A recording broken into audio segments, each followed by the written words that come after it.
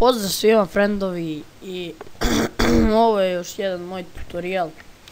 Danas ću snimati kako postaviti veze na YouTube. Znači to je ovo.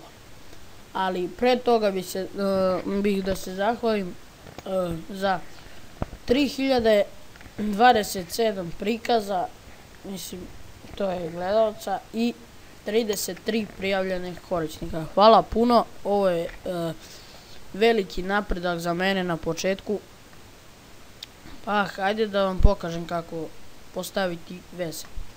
Znači idete ovdje gore, ovdje gdje vam je olovka u gornjem desnom uglu, tu kliknete i idete izmeni veze.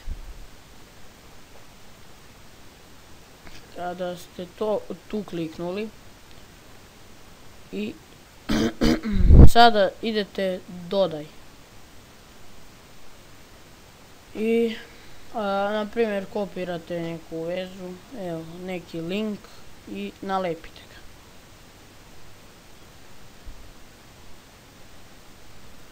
Znači tu kliknete i onda ovdje ukucate šta hoćete, na primjer moj YouTube kanal. On je moj YouTube channel, ovo je o mom YouTube channelu, ali nema veze. I kad ste uradili, kliknite gotovo.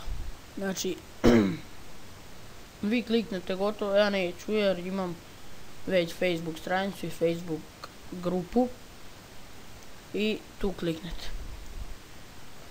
I to bi bilo to. Kada to će vam se opet pojaviti ovdje kao meni Facebook stranica, onda gdje piše ovo što piše, samo da mi se učita.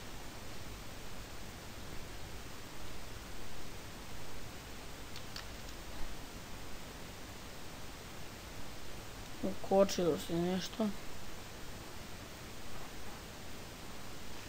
Evo i ovako će vam izaći ovdje i sada evo prikaži kako vidi javnost. Sada vide ovdje 33, ovdje kliknu i uđu na vašu stranicu. A ovo ću odmah započeti, tako da ću ne stopirati. I to bi bilo to za ovaj tutorial. Ako vam se svideo, like, share, subscribe. Komentarišite šta vam nije bilo jasno.